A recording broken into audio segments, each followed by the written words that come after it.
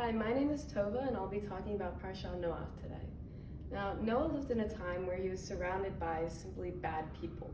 And so God informed him of a flood that would basically wipe out the entire earth and instructed him to build an ark. Now, it took Noah a very long time to construct this ark, and he eventually boarded it with his family and a male and female animal from each species.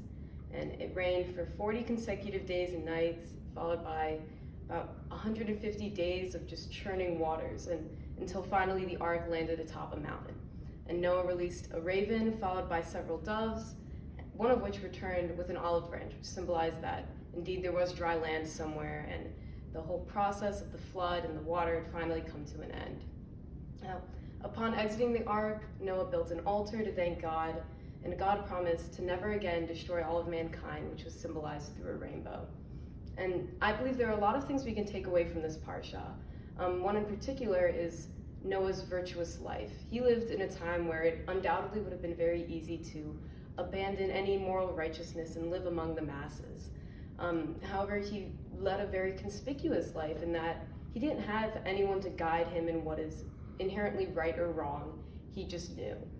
And I think this proves that, to a certain extent, moral obligation and tzedakah is not something we have to learn or absorb from our environment. It's something we're born with to a certain extent, and that is refined throughout our lives. And one place in particular where we can see this tzedakah is in our Jewish communities, where it is obviously very important to be morally autonomous and mindful of those around us.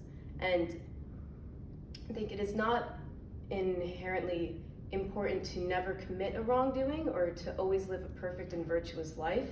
Rather, it is more important that we are capable of recognizing any mistakes or faults we make and learn from those. I believe God's promise to never again destroy all of mankind is actually conditional upon our continual efforts to live like Noah, to learn from mistakes and adapt and grow internally through reflection rather than external instruction. To me, it is far more powerful when I can recognize myself that something is wrong or right, rather than when somebody simply tells you what to do. And this is obviously very idealized. It is definitely very easy to follow the bandwagon in our daily lives and commit wrongdoing simply because everyone else is cheating the system, and the world is in no way a fair and impartial place.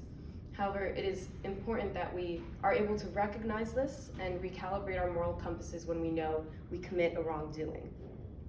To me, this parsha really culminates when Noah receives the dove and the olive branch, and it is finally apparent that the flood is over, and there's this hope of a new world and rebirth and renewal, and all these themes that kind of epitomize the new year.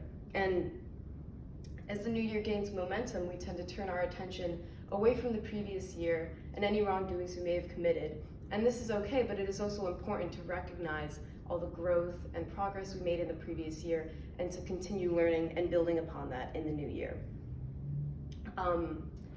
Each year offers, in my mind, a new olive branch to a certain extent, and it is important to take this opportunity and to continue growing and living like Noah. And again, the goal is not perfection, is not to never make a mistake, but rather to recognize when we do and to recognize the positive impact that tzedakah can have in our lives and others, and to continually strive to live like Noah in whatever way we can.